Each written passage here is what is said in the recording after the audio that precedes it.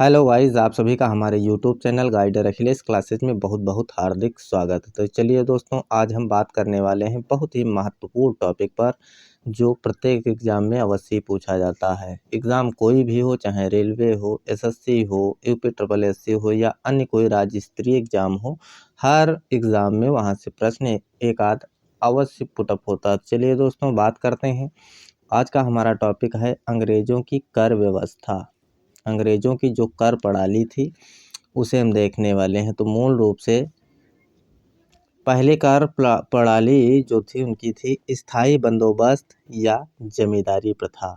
स्थायी बंदोबस्त या जमींदारी प्रथा। तो इसका पहला पॉइंट है, लॉर्ड कॉर्नवालिस के समय 1793 में प्रारंभ हुई कौन सी प्रथा? स्थायी बंदोबस्त जमींदारी प्रथा। यदि आपसे पूछे कि कब प्रारंभ हुई तो 1773 में। किसके समय अगर पूछे तो लॉर्ड कॉर्नवालिस के समय। अगर यही पूछे कि ये किस क्षेत्र में प्रारंभ में लागू हुई तो यह बंगाल, बिहार, उड़ीसा और उत्तर प्रदेश में लागू हुई। तो स्थायी बंदोबस्त या जमींदारी व्यवस्था सबसे पहले बंगाल, बिहार, उड़ीसा और उत्तर प्रदेश में लागू हुई। अगर पूछे भारत के कितने क्षेत्र पर यह व्यवस्था लागू हुई तो यह भारत के 19% भाग पर लागू हुई। चलिए दोस्तों, अगली व्यवस्था है रैयतवाड़ी व्यवस्था। तो रैयतवाड़ी व्यवस्था के बारे में देख लेते हैं। पहला पॉइंट, इसके जनक या जन्मदाता कौन थे? तो इसके जनक या जन्मदाता थॉमस मुनरो एवं कैप्टन रीड थे। किस व्यवस्था के? रैयतवाड़ी व्यवस्था के। रैयत का मतलब होता है किसान। अब पूछे अगर जो लागू होने का समय, तो लागू होने का यदि समय पूछे तो 1792 ईस्वी में यह व्यवस्था लागू हुई। किसके द्वारा? ये व्यवस्थाएं अंग्रेजों के द्वारा ही लागू की गई। अगला पॉइंट है क्षेत्रीय। यह सबसे पहले तमिलनाडु के बारामहल, उसके बाद मद्रास एवं मुंबई में लागू की गई।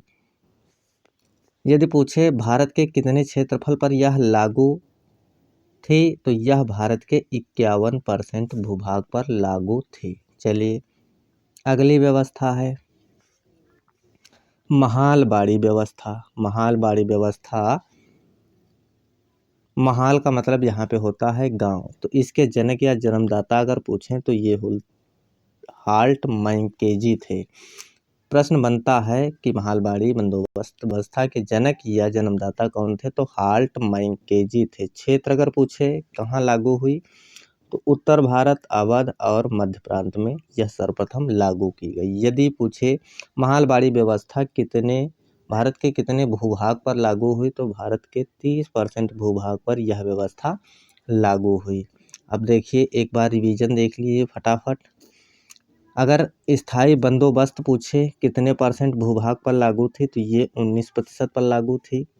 वही अगर रैयतवाड़ी व्यवस्था पूछे तो 51% पर लागू थी। वहीं अगर आपसे पूछता है महालबाड़ी व्यवस्था तो ये 30% पर लागू थी।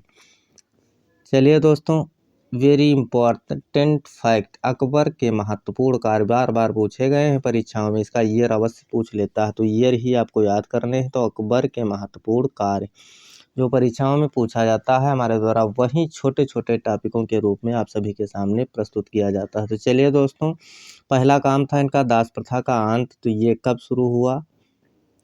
1562 में। अगर तीर्थ यात्रा कर आपसे पूछे तो 1563 में। जजिया कर की समाप्ति अगर पूछे तो अकबर ने 1564 में की थी। फतेहपुर की स्थापना अगर पूछे तो 1571 में की थी। इबादत खाने की स्थापना अगर पूछे तो 1575 में अगर मजहर की घोषणा अगर पूछता है आपसे तो 1579 ईस्वी में। दीन इलाही धर्म की स्थापना 1582 में। और इलाही संवत का प्रारंभ 1583 में। तो इसमें आपको याद कौन कौन से रखने हैं? वेरी इंपॉर्टेंट ये जो हैं, ये ऊपर वाले तीनों और नीचे वाले ये दोनों तो बिल्कुल याद ही रखने हैं। ये कई बार परीक्षाओं में अभी तक पूछे गए हैं। तो चलिए दोस्तों, इसी प्रकार से यदि आपको छोटे छोटे टॉपिकों के माध्यम से अपनी हिस्ट्री, ज्योग्राफी, विज्ञान या प्रत्येक सब्जेक्ट को अगर मजबूत करना है तो हमारे चैनल को अवश्य सब्सक्राइब करें, वीडियो को लाइक करें। फिर मिलते हैं इसी प्रकार के किसी अन्य वीडियो में। तब तक के लिए नमस्कार, धन्यवाद, जय हिंद।